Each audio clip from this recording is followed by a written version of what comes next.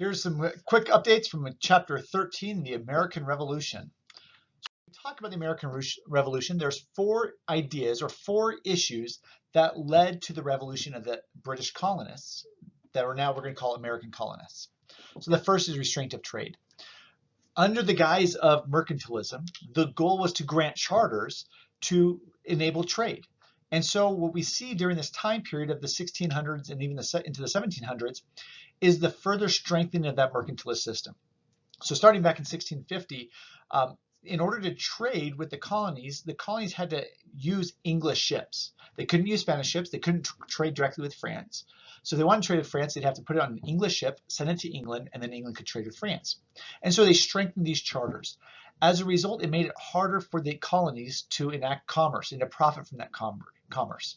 And so those restraints of trade through a various of acts made it challenging and was one of the issues that led to the revolution. The second issue is land settlement. You had the Appalachian Mountains, and to the west of that was French territory. Well, after the French and Indian War, that was no longer French territory, and the colonists wanted to move west. Many of them had their 50 acres, but their children wanted land. And so this rising generation wanted to move west to claim their own land, but King George said no, that is off limits, that you cannot colonize to the west. And that created a lot of issues, is that the colonists felt they fought for that war in order to move west, and that was now being denied them. The third is control over money supply. So just real briefly, when we talk about money, money is so important because it serves as three specific functions. First, it is a medium of exchange. It allows you to go away from the barter system and to use money as a way to trade. And that enables trade, quickens trade, and lets more trade happen. So money is very valuable as a medium of exchange. The second is it's a unit of account. When you go to the store, you don't have to ask, well, is this 2 pounds of barley or 3 pounds of wheat? You can use dollars, as we currently do, to add that unit of account. So it's easy to measure the value of different things, especially when we're comparing apples and oranges. In the sense, literally apples and oranges, but also how much is my time worth when I work for an hour? How much is your time worth when you work for an hour? Money allows us to assign value to that and to do a unit of account. The third is storing value. It allows you to store money over time. So I can get money today, I can save up money, and then in a year from now, buy something really important. Some products, if you try to get tomatoes as a store of value, I gather a lot of tomatoes today, they might go rotten by next year, and therefore I can't use that as a store of value. And so money is incredibly important. And what the colonists were doing, because the goal of mercantilism was to bring gold and silver back to England, is they created their own bills of credit. Pieces of paper like an IOU note, which could be used to trade. And so if I were to, I sell you something, suppose I'm a fisherman and I have a lot of fish, and I sell it to you, rather than give me money, which you don't have, and rather than barter the things that you produce that I don't need, you might give me an IOU note. I now take that note and I can use that to trade with other people that know who you are, that take that as a valid form of currency. And this became the principal currency in the American colonies. It allowed them to trade, and it allowed them really to go around a lot of the British trading. And that's when in 1764, the Currency Act, the British government said all of those IOU notes, those bills of credit, they are no longer legal tender.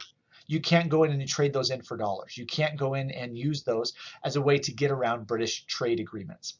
And so that became a major issue for the colonists. And the fourth one, taxation without representation. We hear this one a lot. What's really interesting is when we think about this argument is the colonists were there and they wanted to have a vote on different tax laws. It turns out like that wasn't very common in England. So England did not have a lot of individuals. Let's see if I can get back to that slide. A lot of individuals voting. Less than 2% of the English population could vote. And so that wasn't as strong of an argument as you might think. Today, where we have a lot of voting, England did not have that right. But why were they taxing? Well, one of the reasons is they had a lot of debt. So this spike here, this is the French and Indian War and the 7-Year War that England fought worldwide. It was a very expensive time for them. And so as a result, is they had this high debt. And because they fought that war to benefit the colonists, they felt the colonists should be the ones that pay off that debt or a portion of that debt, which is another reason why they implemented taxes. And so we have the French and Indian War. All this territory is what could have been the colonists. And so that's one of the reasons they have that increase in taxes. The other reason is like the colonists were not taxed a whole lot. The typical English person was taxed about 33% of their income. The typical colonists were taxed about 5%.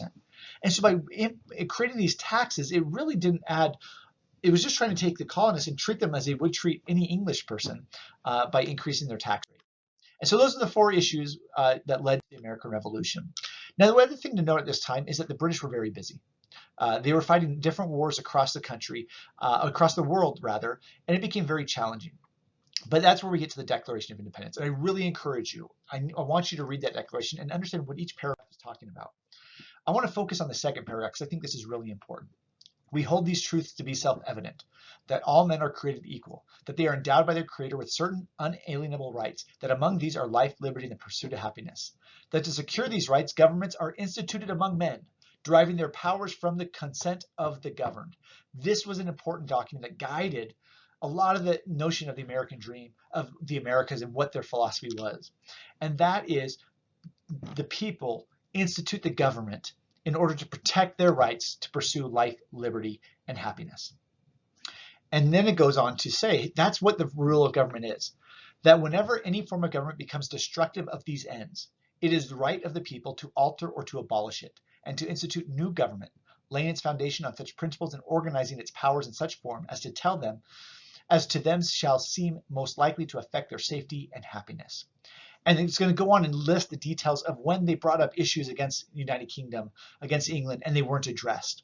And so this paragraph to me is incredibly important. It's going to guide. It's not a governing document. Laws aren't going to be based off of this, but this is a guiding document that this pursuit of life, liberty, and happiness, and the role of government is to protect that pursuit.